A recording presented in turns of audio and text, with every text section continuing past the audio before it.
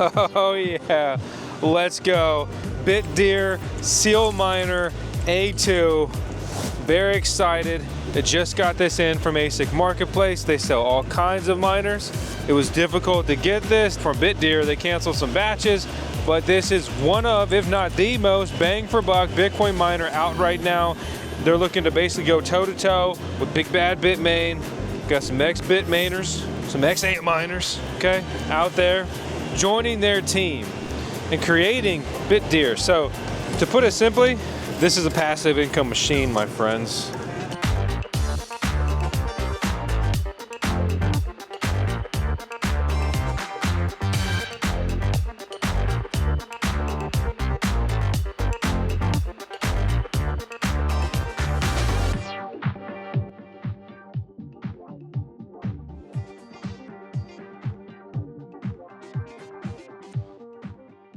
Includes the power supply cable. I love that.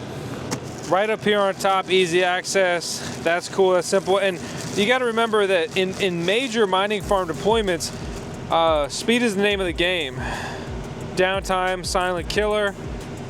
And you know, when you're paying people to go out there and deploy thousands and thousands of Bitcoin mining rigs, you know, a little bit of thought going into how you're packaging this stuff go a long way. Also, how fucking sweet is this? A handle on the side? Miners are only getting bigger and heavier. So a little handle, didn't do the flip method, regret it, is pretty sweet. And some people may think like, wow, like this dude sounds ridiculous. Look, man, when you put your hand on this many different mining rigs, gotta be careful the way you word that.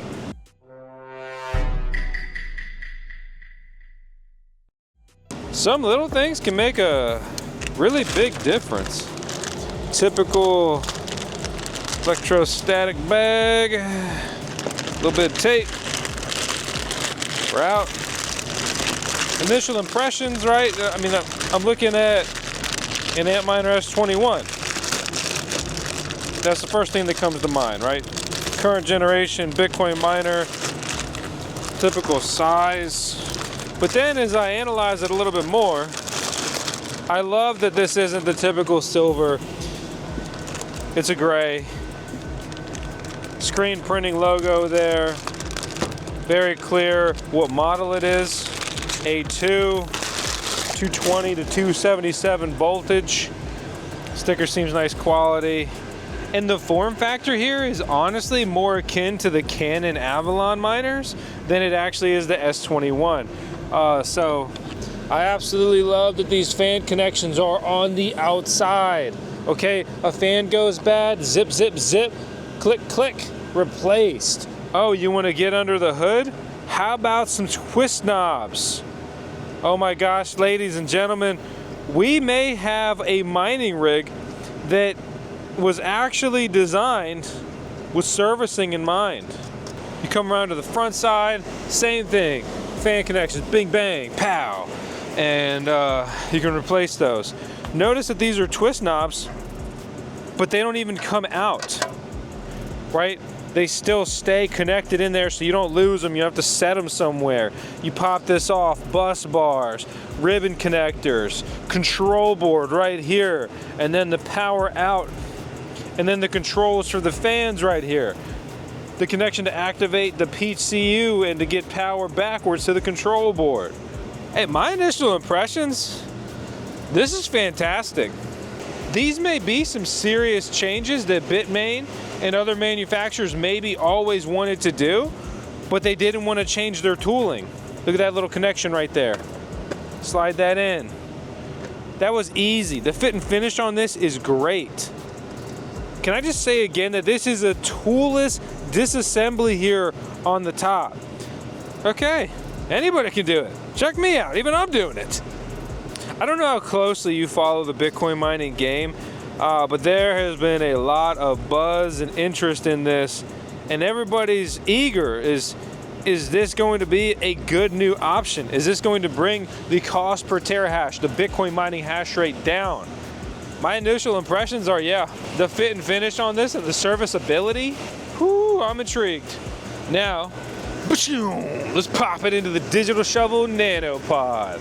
And you may notice, if you've seen some of our other videos, we've expanded the mining farm exponentially.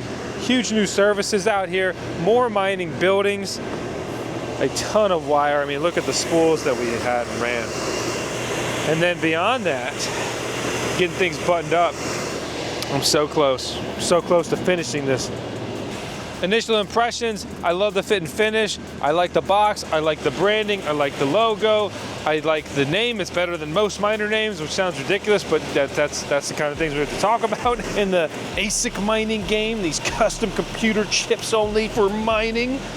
So this was designed for S21s in particular. So let me see if I can sneak onto this shelf. Oh, it's too wide. Damn, this is gonna take a while. Few moments later. All right, I've got the Bitdeer Sealminer A2 deployed. Moved the shelving some. One of the best parts about these nanopods is the easily adjustable shelving. Need to put the back plate in, but I'm gonna have to modify it a bit because this is the standard configuration. Routed the Ethernet cable up to the switch. Still need to rewire my Ethernet cable up there so I can get rid of the jumper here and then get that shelf back. I only have 400 amps wired to this. I'm at 220 and climbing. It should be up more towards like 230, so I think maybe that Bitdeer Sealminer is still ramping up. This is rough math, but let's say we take 15 amps a piece. 15, 30, 45, 60, 75, 90, 105. If you slapped 105 more amps on top of this, we would be sitting there around 330 amps. So we would still have some room to play with. And at that point, I'd probably pop my tape that I put here on the top shelf and squeeze a couple more miners in and consider this thing complete. Hey, I'm Vosk out here on the VoskCoin mining farm, chasing passive income dreams, financial freedom, and just trying to pursue what I truly, honestly, wholeheartedly believe to be the absolute best form of passive income opportunity that you or me will ever have in our lifetime. And simply put, it's mining cryptocurrencies, and in particular, if you have the capital, Bitcoin mining. Bitcoin mining is the best, but carries a premium because people are starting to figure that out. Now let's get logged in. So now this has been running for about 5 minutes. It's got a real-time hash rate here of 180 terahash a second, but that doesn't match what it's supposed to be doing. Bitdeer openly tells you that they have some sort of tuning mechanic. So you can see that it's doing rough tuning right now. It's not liquid cooled, and it recognizes that, which is pretty interesting. This is the most insightful dashboard we've ever gotten from a mining manufacturer because we've never seen tuning info. And just, you know, an event recorder here, this is unusual. This amount of data I've really only ever seen in aftermarket firmwares. Aftermarket firmwares can be great, but they can also carry a premium. They can also add additional fees. I currently have the work mode set to normal. It could be on high performance.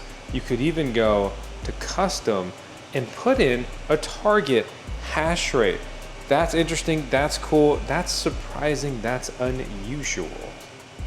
What's the difference between these modes in the A2 air-cooled model? Normal, low, high, PM, performance modes. So 16.5 joules or watts per terahash, 15.5 on low, 17.5 on high. And you can see how this impacts the mining hash rate. 220 to 240, 236 to 246, normal performance mode and high performance mode respectively.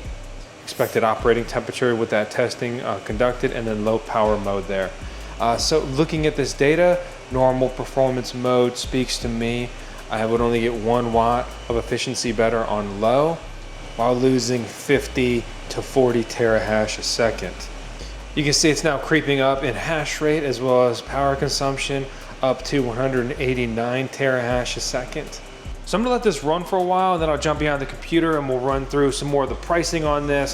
Has it been performing as expected? You know, efficiency, comparison to some other models, and just everything in between. Because I've been very seriously considering adding more of these to the VoskCoin Bitcoin mining farm if they're as good as they're supposed to be, and I can procure them at a great bang for buck in comparison to that cost per terahash, that number that we're just going to keep coming back to, especially in these market conditions.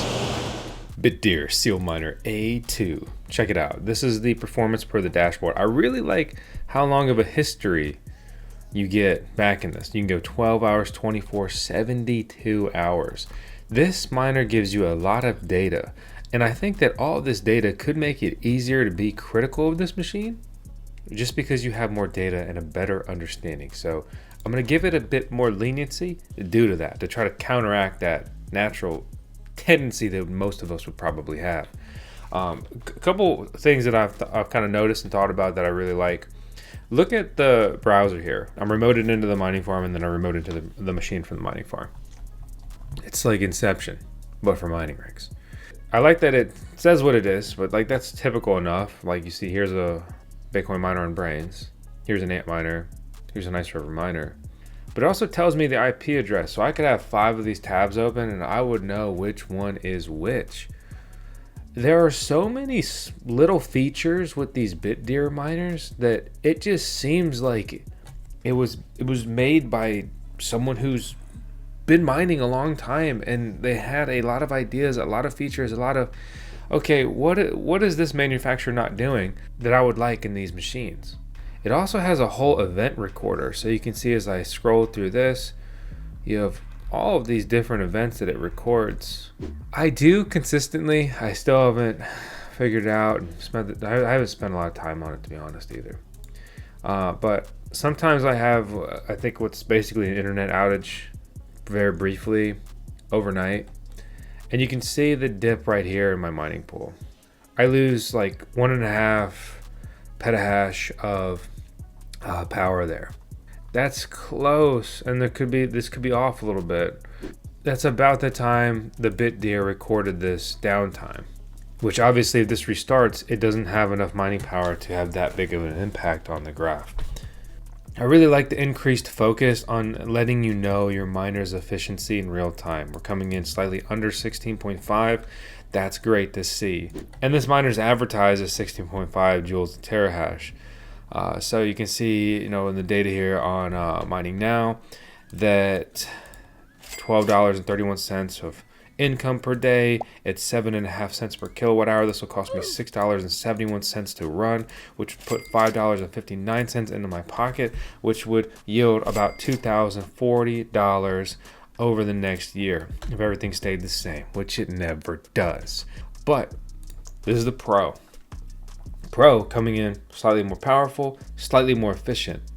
255, similar power consumption, 1383 projected daily, 682 electricity, profit $7, which really compounds over the year, $2,500 of annual profit projected there. So I don't know anyone that has these. These A2s, the non-pro version, just came out. We just got them in. And looking at the pricing, it's not too different. Another $600 step you up from the normal model to the pro model. Is that worth it though?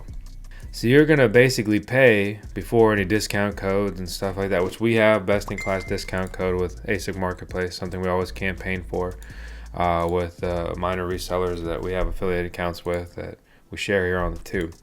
1579 per terahash, 1686 per terahash. It's another $1 per terahash to go from the normal to the pro here. I guess the average hash rate is actually 229. I'll leave it at 228 for now. Either way, for me, I think this is interesting. I think it's probably worth it to go for the Pro. You know, a little cautious with these new models, but my initial impressions are high of the machine. Would I build out a massive mining farm of these? Personally, no, too new, too risky. Would I add, and I really prefer percentages on things. Would I add 10% to my Bitcoin mining fleet with these? Yeah. 20? Yeah, maybe. 25? Let's get in the maybe zone. There was some downtime in the last 24 hours, so we can't take that stat at full value. Well, let's look at the 1 hour and just the chart in general. 1 hour, 226.7, pretty much right on target with where it's supposed to be, and there's no dips or outliers that's really highly impacting the data here. So I like the Bitdeer. I think it seems like a good machine so far. I'm not in love with it. I'm a little leery. I'm a little cautious. This is very new. There are a lot of potential bugs and problems. And what about warranty support? Will I even need warranty support? You can't think like that. Eventually, you always get a bad device, no matter who it's from, especially from these new businesses that make this hardware without a big track record with a new design. I do love how easily serviceable it is. I like the form factor. I like the efficiency. And really, I don't want any machine that's over 20 joules or watts per terahash. And to be honest, the highest I would go in efficiency right now is basically the Canon Avalon Miner 1566, which is up towards about 18 watts per terahash, but it's such an absolute stud and bang for buck on the cost per hash for immersion mining, liquid cooled mining, not water cooled, not hydro mining, but when you put it in immersion fluid, things like the fog hashing C6 and the other immersion systems we've deployed out here on the farm. The bottom line is that's the highest I would go, and only in that unique scenario. If you have a cheap electricity rate, the Canon Avalon miners are 16, 15, 17 on efficiency, depending on the models you're getting there, coming in at a lower cost per hash there. But otherwise, I'm looking at 16.5. Efficiency is the absolute max of air cooled. And really my goal is sub 15. And that's actually where the Pro becomes a lot more interesting to me. And to get my farm's average efficiency down, that's why I just spent so much money on adding a bunch of S21 XPs. They carry a huge premium. Like huge. I could almost get 2 to 1 on other machine buys compared to them and end up with a lot more Bitcoin mining hash. Also end up with a much higher electricity bill, and also end up with a shorter runway for the viable profitability of these machines. So there's so much that goes into this. I'm just sharing what I'm doing and what I know. Take from all this what you will. I'm Vosk. You're on the VoskCoin YouTube channel. This is Tails, our SCP, our super cutie pup. Thanks for tuning in. I will see you on the next video, hopefully. And if not, well, let me know what I could have done differently for you to come back. I miss you. See you later.